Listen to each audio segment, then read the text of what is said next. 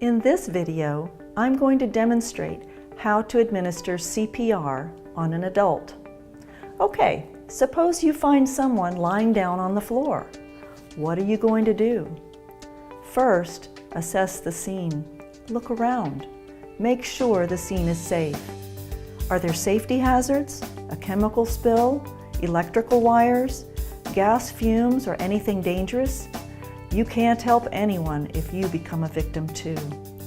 If the scene is safe, check the person for a response. Tap or shake the victim on the shoulder and shout, "Are you okay?" If you do not get a response from the victim, yell for help.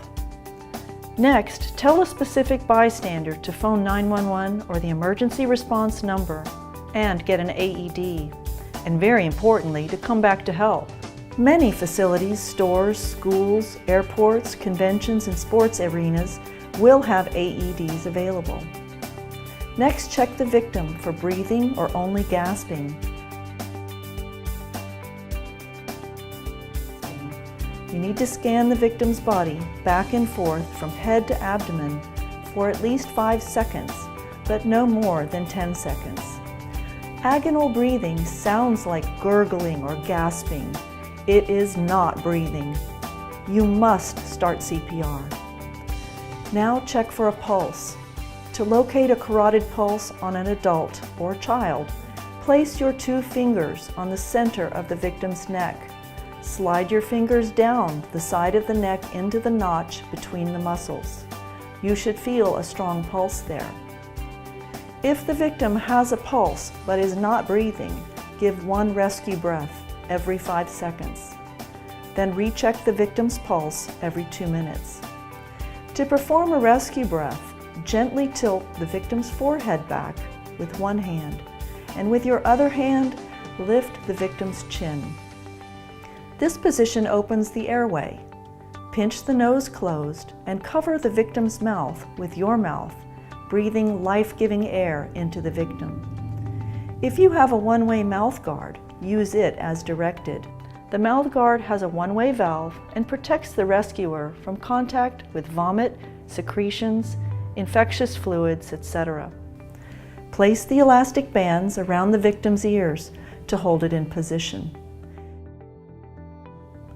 Give 2 rescue breaths, 1 second for each breath. Look for chest rise. If you don't see the chest rise, reposition if needed. If the victim has no pulse, start the CPR cycle of 30 compressions, 2 breaths, 30 compressions, 2 breaths, until help arrives or you can no longer perform effective CPR. Let me show you how to do this. First, if possible, remove clothing out of the way of the victim's chest. Next, locate your hand placement for compressions. With your hand, draw a line from armpit to center of chest for placement. Place the heel of one hand on the lower half of the sternum or breastbone. Now, place your other hand over the first, interlacing your fingers for support. With your arms straight and your shoulders positioned over the victim's chest, push down on the victim's chest. For an adult, you will want to push down at least 2 inches or 5 centimeters. Now watch as I perform 30 deep compressions in 18 seconds or less. You want to be able to give at least 100 compressions in a minute. You may lift your hands slightly off the chest between compressions to allow for full chest recoil. But keep your hand placement. Keep interruptions to a minimum. It helps to count out loud. Some say humming the tune to the 1980s pop tune "Stayin' Alive" is good for keeping the right tempo. I'll give 30 compressions in 18 seconds or less, counting out loud to 30. After 30 compressions, give 2 breaths.